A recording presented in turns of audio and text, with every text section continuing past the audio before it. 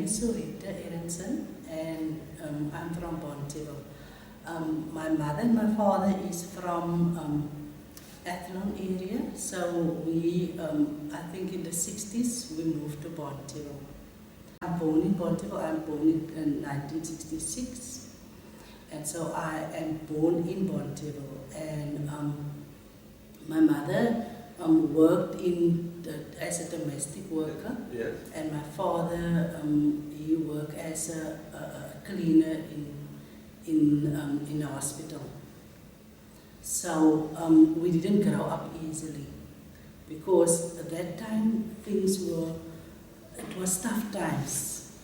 Right? I'm the second eldest of 5 children, and my mother used to bring food from work in order so that we can eat, that she don't eat, so that we can at least eat something. So that was the times that we were growing up, and I went to school also in Bonteheuwel, and I didn't matriculate because, as I said, we moved from three places in Bonteheuwel, and the third place where we moved to in Bonteheuwel, my mother and my father got a divorce, and as one of the concerned children of our household, I decided not to go to high school, to go work, so that there can be an extra income in our household. And so at the age of 16, 17, I had to look after the siblings, and while my mother went to work, and I have to look after them and go work as well, because as I said, I just had enough of has to deal with a little, and had to be satisfied with a little. So I feel at that age I have to help with a sort of an income, so that my mother can at least brought us up a little bit better. So I never went to high school. At the age of, then I get married. At the age of 24, I got married, and I've got now 3 children. The eldest one is married now, and but at the age of 25, I think I wanted to become something. I wanted to make something of my life. So I enrolled at the University of Western Cape for teaching through the RPL program that they got. So I've done 2 years of that teaching, 2 years of teaching, but because of finance and financial restraint again, I had to leave. Yes. Right? Because I couldn't get a bursary or nothing, to keep me going, because I was actually hoping for a bursary. That's the reason why I actually went to varsity. So I've just done the 2 years, and I had to drop out again out of varsity. But then I actually discovered that I've got a passion for the community. Yes. Right? I think first of all I have to say that my first passion is God and to do His will. But my second passion is the community. That I discover after varsity and not knowing what to do, I go into our community to be able to do something.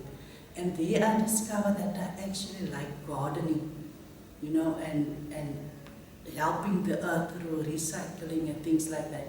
So for a couple of years I've been doing gardening. I'm still doing gardening, and helping and uplifting the youth of our community. That is what I'm currently doing, and that is where I actually really find my passion is community, doing community work, see where you can help and where you can assist. And at this moment in time, I'm busy with looking at programs for the youth, for our youth, Because if I have to say that our youth from that time's youth, we did play in the streets, we all sorts of games, and we were like a community in our streets. The children knew each other, and the children play with each other.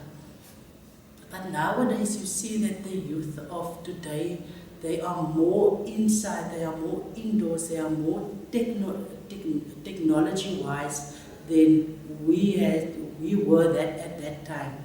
So my passion is to bring youth together again in form of programs, and also the seniors and the women, looking at programs to get our community more outside than inside, because it seems that the community is more indoors, and I would like our community to be more outdoor and to share each other's challenges that we face today. Yes. So that is my story, and for me forward, I would say that I would like to see Bonteheuwel as back in the 60s, where the children are playing and there's things going for the children, and I would like to see the youth, the unemployment rate drop, youth get more their self-esteem back, because I think they've lost a lot through drugs and through gangsterism, because that's the only thing that is at this moment in time being offered to them. Yes. I would like to see our youth doing more programs, starting to engage with one another, and have this self-esteem of having your own business and doing your own thing, because that is what I would like to see forward for our youth and for our community to be together, as in that days, back in that days when the people were concerned with one another. Because I would say that even I could go across the street and go eat by my neighbors. Today we can't do that, right? Because everyone is for themselves. We don't know what our neighbors' needs are, because they are indoors today. But at that time we knew how we struggled together, and we knew our challenges, and we could share with one another. We could share our last piece of bread, or we could sit together and eat together. But nowadays we can't do that. So I would like to see that happen again in Bonteheuwel.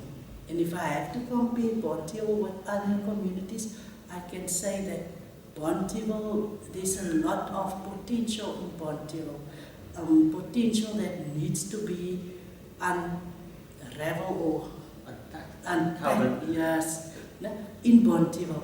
But for now, I would like to concentrate on the youth, because as I said, our youth and our school children are in desperate need of some form of programs and some form of other challenges, instead of going back to their houses where there's violence and unemployment. Yeah. Because the unemployment rate is the cause of all the violence and children getting into gangsters and getting into drugs, because there is nothing else. And we as community members need to focus on giving something back, or bringing something from the 60s back into 2016 for our community. Thank you.